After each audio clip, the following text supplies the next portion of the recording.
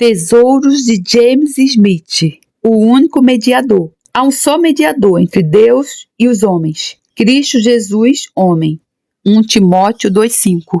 A mediação de Cristo é a glória do Evangelho. Ninguém viu a glória do método da graça, que não tenha visto distinta, clara e espiritualmente a natureza da mediação de Jesus. Deus e o homem são por natureza separados, nem podem ser reconciliados ou unidos, senão por um mediador. A causa dessa separação é o pecado. O pecado do homem é a rebelião contra a justa autoridade de Deus. O pecado do homem é uma inimizade profundamente enraizada, cruel e perversa contra Deus. O pecado do homem é a imundície moral, em consequência da qual ele não pode ser admitido na presença de Deus. O homem pecador visa nada menos que a destruição do próprio ser do Deus absolutamente santo. Pois se o pecador tivesse o poder, ele expulsaria Deus Todo-Poderoso de todos os mundos que ele criou e o privaria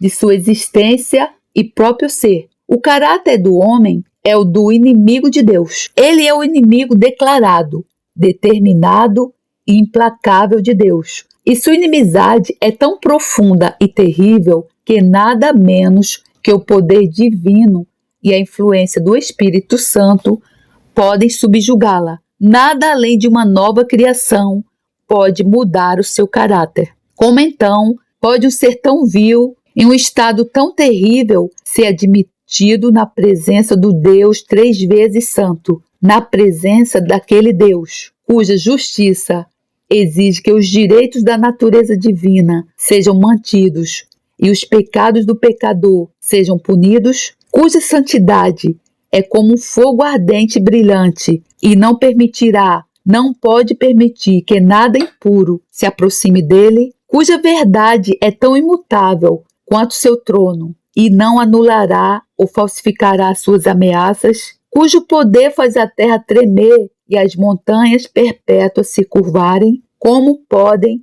um Deus tão santo e criaturas tão vis se encontrar, se abraçar e se amar? Somente através de um mediador, alguém que pode impor sua mão sobre ambos. O mediador requerido deve ser alguém que possa se aproximar e lidar com Deus em favor do homem, cuja dignidade, glória e majestade sejam tais que não será desonra a Jeová admiti-lo em seu conselho e entrar em acordo com ele para a redenção do homem. O mediador deve ser alguém que tenha habilidade para prevalecer e reconciliar os homens. Ele deve ter poder para subjugar a vontade teimosa, para purificar a natureza imunda e para trazer o rebelde a um humilde suplicante ao trono divino. Ele deve estar disposto a empreender esse trabalho grandioso e árduo e a levá-lo adiante. Não importa o custo do trabalho, sofrimento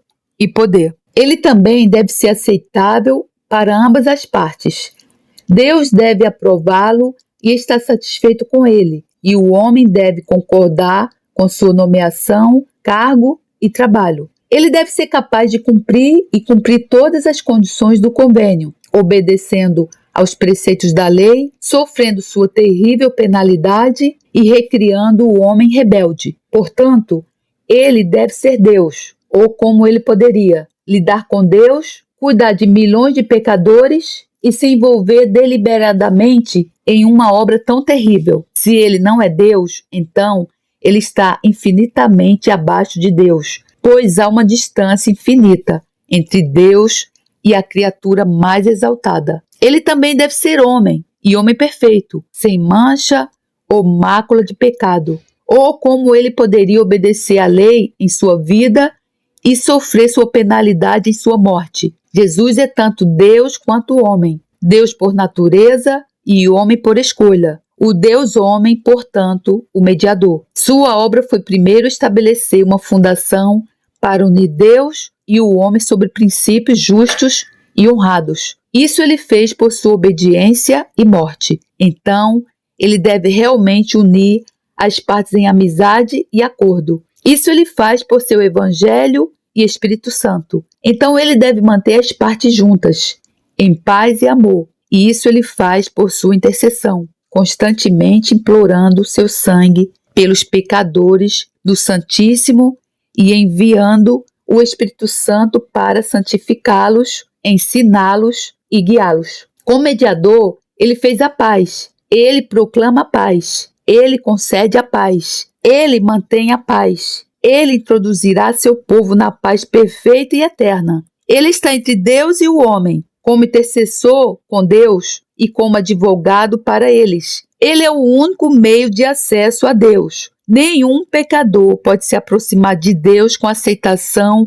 a não ser por meio dele. Como meio de comunhão com Deus, Deus não pode ter comunhão conosco, senão por meio dele. Como meio de simpatia, ele une Deus e o homem tão intimamente, tão ternamente, que cada gemido o toca, cada suspiro o toca, cada dor o toca. E em todas as nossas aflições, ele é afligido. União maravilhosa de Deus e do homem. Mistério incrível, que Deus e o homem se tornem um por meio de Jesus. O rebelde e o soberano, um. O vil pecador e o santíssimo, um. Mas assim é. E Jesus será nosso único mediador para nós na glória final para sempre. Há um mediador e apenas um. Não precisamos de mais. Tesouro de James Smith. O resto. Portanto, resta um repouso para o povo de Deus. Hebreus 4:9. Houve um descanso para Adão no paraíso, que ele perdeu pelo pecado. Houve um descanso para Israel em Canaã, que muitos perderam por incredulidade. Há um descanso para o cristão em Cristo, que só pode ser desfrutado pela fé. E há um descanso para todos os santos no céu, ao qual só podemos ser admitidos na morte. A um dos dois últimos, o apóstolo se refere. Alguns pensam no primeiro e alguns no último. Consideraremos as palavras como se referindo ao céu, a casa de nosso Pai, o lar de nosso Salvador e nossa morada eterna. Para os cansados e desgastados, há algo agradável no pensamento de descanso, e eles adoram pensar no céu como lugar onde descansarão de seus labores. Descanso nos dá a ideia de repouso, o repouso calmo e tranquilo da alma. Refresco, o refresco do espírito exausto após conflito, doença ou trabalho. Restauração do vigor após debilidade, lassidão e desmaio. O céu será um descanso do pecado, que não mais nos afligirá, da tristeza, que não mais nos perturbará e angustiará, dos medos, que não mais nos atormentarão e deixarão perplexos, e dos conflitos, que não mais nos agitarão e reprimirão. Será um descanso com Deus em sua glória, com Jesus em sua presença imediata, com santos e santos anjos em plena perfeição e bem-aventurança. Esse descanso é futuro, ele permanece para o povo de Deus. Este descanso é o objeto de nossa esperança e desejo. Nós o aguardamos com santo anseio e alegres antecipações. Este descanso é perfeito, livre de qualquer mistura, de qualquer coisa que possa agitar, causar dor ou sofrimento. Esse descanso é ininterrupto. Nada jamais ocorrerá para nos perturbar, angustiar ou agitar mais. Esse descanso é glorioso, tão brilhante quanto o sol do meio-dia, tão ameno quanto a mais agradável manhã, tão brilhante com santidade, esplendor e majestade. Este descanso é eterno, e isto é o melhor de tudo, a possibilidade de uma mudança, de um retorno às cenas anteriores. Estragaria tudo, mas esse descanso será duradouro, tão imutável quanto a natureza divina e tão glorioso quanto as perfeições divinas.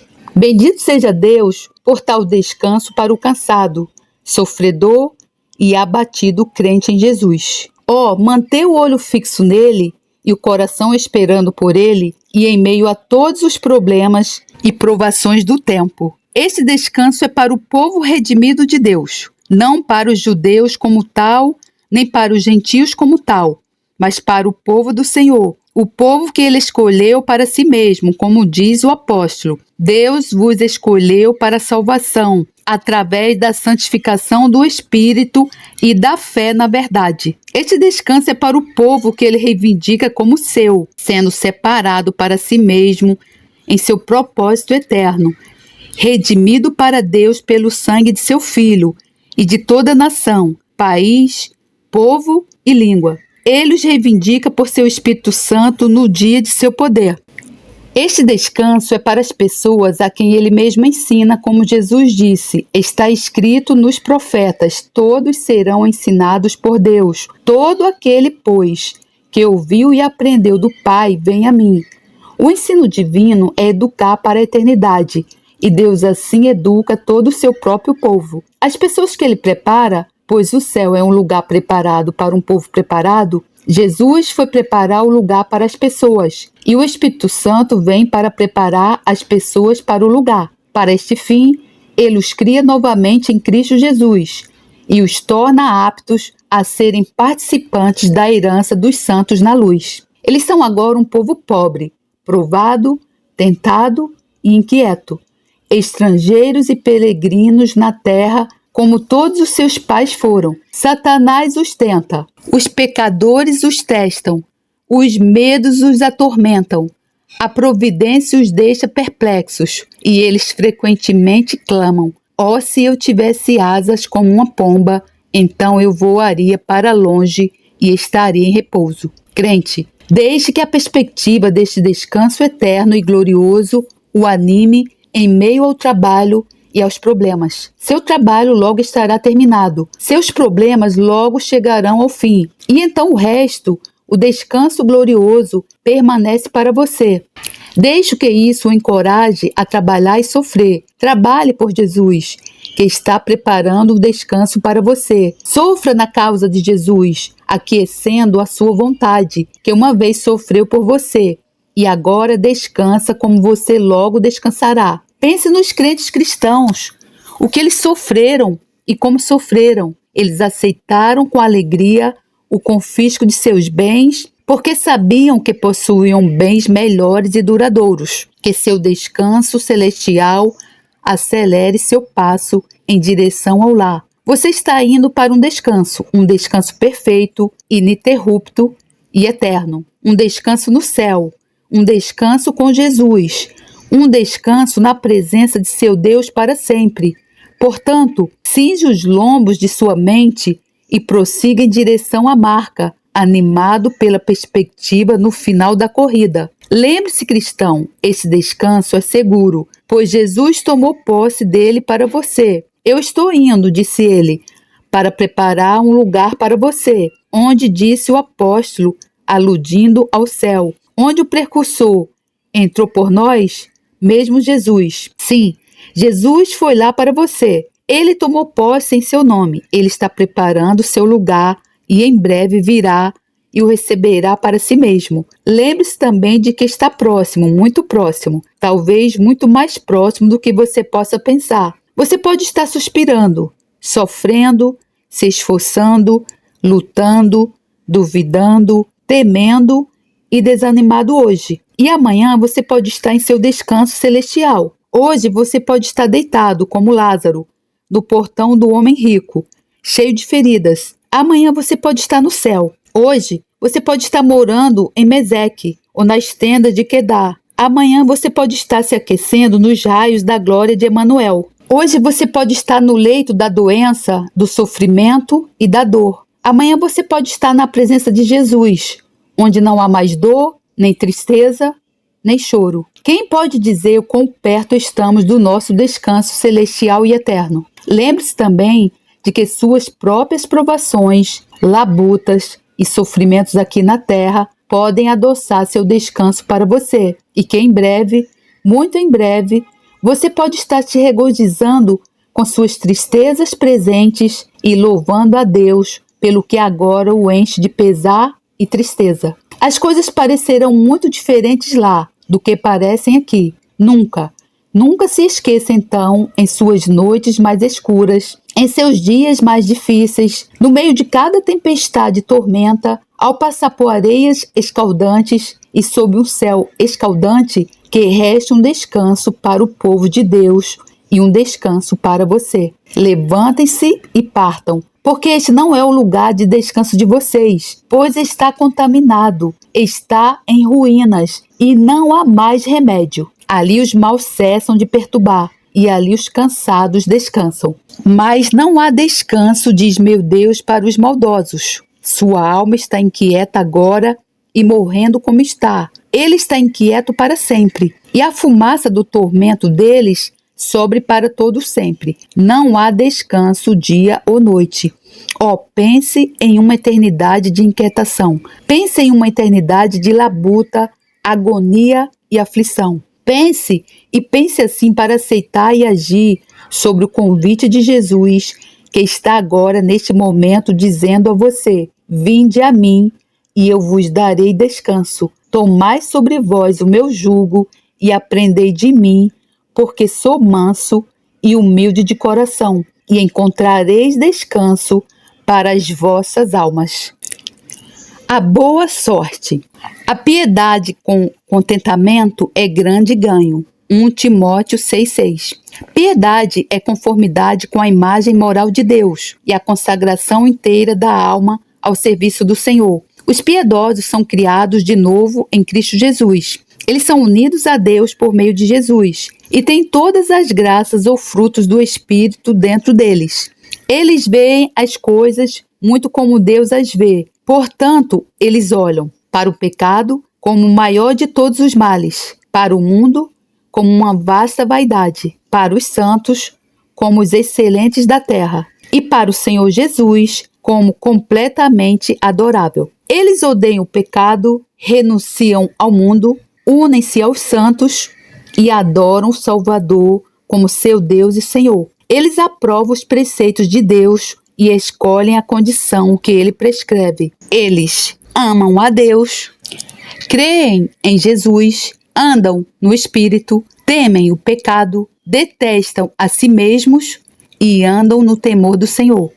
Eles confiam inteiramente na obra perfeita de Cristo para serem aceitos, anseiam por santidade com ardente desejo e desejam sempre concordar com a vontade soberana de Deus. A verdadeira piedade produz e fortalece o contentamento, e o contentamento é o calmo só da vida de um homem. Não queremos dizer sentar-se na ociosidade, sentir-se em casa na imundície ou entregar-se à negligência. Isso seria uma desgraça para qualquer criatura, especialmente para um cristão professo. Mas o contentamento está ligado à indústria honesta, à limpeza geral e à preocupação com a honra de Deus. O verdadeiro contentamento brota do reconhecimento e da contemplação da providência de Deus, cujas ternas misericórdias estão sobre todas as suas obras. É uma reverência à sua vontade, como infinitamente sábio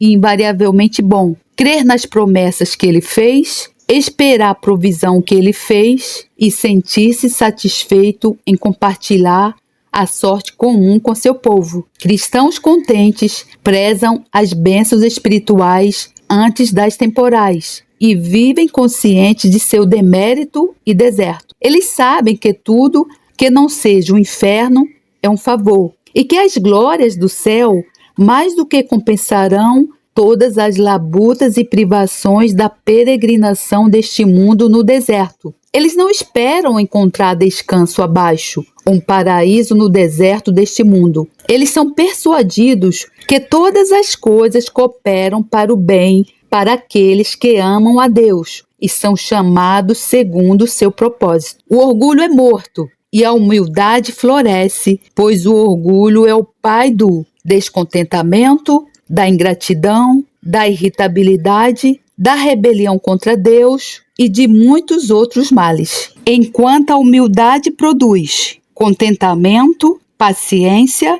gratidão, submissão à vontade de Deus e muitas outras virtudes. Os piedosos que estão contentes são ricos, porque eles têm uma boa fortuna. Eles têm paz interior e satisfação de espírito, que são melhores que ouro. Eles estão cheios de gratidão e reconhecimento a Deus, o que é melhor do que uma grande propriedade. Eles têm amor a Deus e deleitam-se nele, o que é preferível a uma mansão esplêndida. Eles têm uma alegre perspectiva de glória eterna, de serem reconhecidos como filhos de Deus e co-herdeiros de Jesus, o que deve ser estimado acima de todos os títulos e honras deste mundo que perece. Eles vivem contentamente no gozo do que agora têm, percebendo que sua porção gloriosa ainda está por vir. Suas aspirações estão no mesmo nível de sua condição terrena. Portanto, são estranhos à irritabilidade, à murmuração e às constantes irritações que a maioria dos homens experimenta. Eles provam que melhor é o pouco com o temor do Senhor do que grande riqueza com tumulto. Leitor, você é uma pessoa piedosa? Você conhece Deus como seu Deus, seu amigo, seu Pai? Você está contente com seu lugar, porção e perspectiva neste mundo que perece? Se sim, você tem uma boa fortuna. Quem foi James Smith? James Smith nasceu em 1802 e faleceu em 1862. Quando criança, caiu em um poço e foi notavelmente resgatado da morte. Sua paixão como pregador do Evangelho era resgatar muitos pobres pecadores ímpios de um poço muito mais profundo. Ele pastoreou várias congregações batistas particulares, incluindo a capela New Park Street, de 1842 a 1850, onde anos mais tarde Charles Spurgeon assumiu o pastorado. Seu estilo devocional sucinto é novo e memorável. Meu objetivo é liderar a mente do eu para Jesus, do pecado para a salvação, dos problemas da vida aos confortos do Evangelho. Meu objetivo é humilhar o pecador e exaltar o Salvador, despir a criatura e colocar a coroa na cabeça da livre graça de Deus.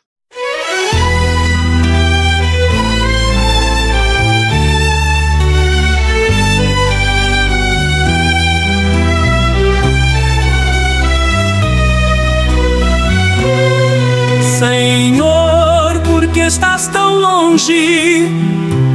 Por que te escondes em tempos de angústia? Em sua arrogância, o ímpio persegue o pobre, que é apanhado em suas tramas. Ele se gaba de sua própria cobiça e em sua ganância amaldiçoa, insulta o Senhor.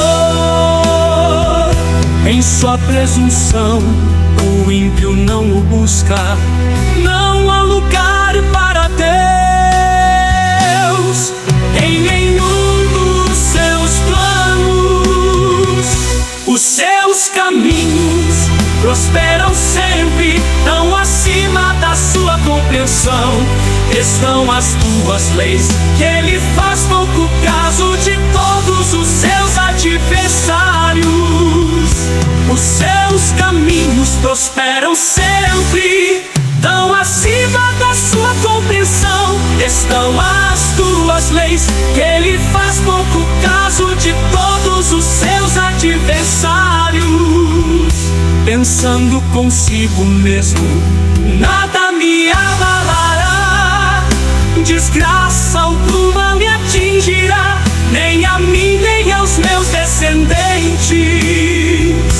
Sete, sua boca está cheia de maldições, mentiras e ameaças, violência e maldade estão em sua língua.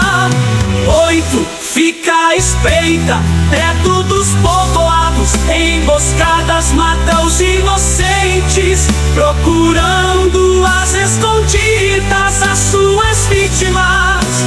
9, fica à espreita, como um leão escondido, fica à espreita para apanhar o necessitado. Apanha o necessitado e o arrasta pra sua rede. Agachado fica de tocaia, as suas vítimas caem em seu poço. pensa consigo mesmo.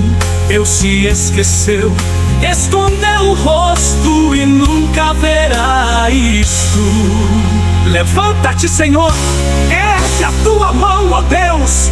Não te esqueças dos necessitados, porque o ímpio insulta Deus, dizendo no seu íntimo: de nada me pedirás contas.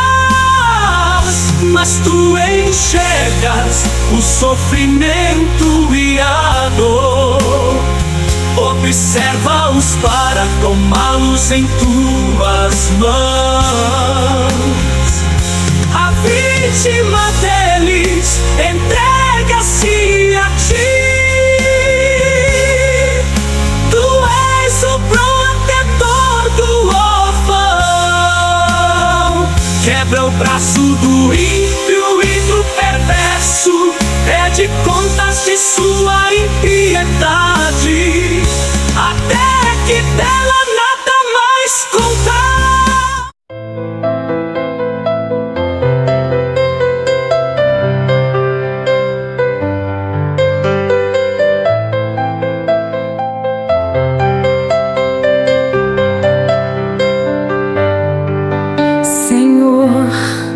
Não me castigues na tua ira, nem me disciplines no teu furor. Misericórdia, Senhor, pois vou desfalecendo. Cura-me, Senhor, pois os meus ossos tremem. Todo meu ser estremece. Até quando, Senhor, até quando? 4 volta-te, Senhor, e livra-me. Salva-me por causa do teu amor leal. Quem morreu não se lembra de ti. Entre os mortos quem te louvará? Estou exausto de tanto gemer, de tanto chorar, imundo de noite. A minha cama de lágrimas encharca o meu leito. Os meus olhos se consomem de tristeza, fraquejam por causa de todos os meus adversários.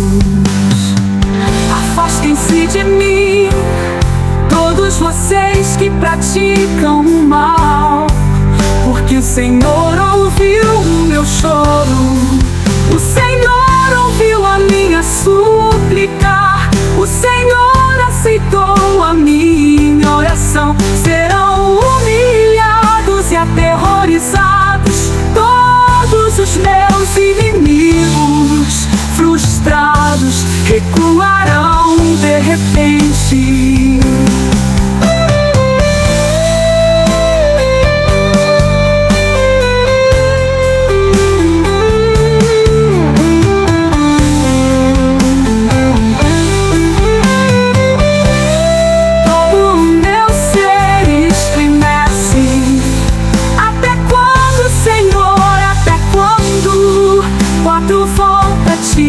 Senhor, e livra-me, salva-me por causa do teu amor leal. Quem morreu não se lembra de ti. Entre os mortos quem te louvará? Estou exausto de tanto gemer, de tanto chorar, imundo de noite. A minha cama de lágrimas encharca o meu leito. Os meus olhos se consomem de tristeza, fraquejam por causa de todos os meus adversários. Afastem-se de mim, todos vocês que praticam o mal, porque o Senhor ouviu o meu choro. O Senhor ouviu a minha súplica, o Senhor aceitou a minha oração. Serão humilhados e aterrorizados.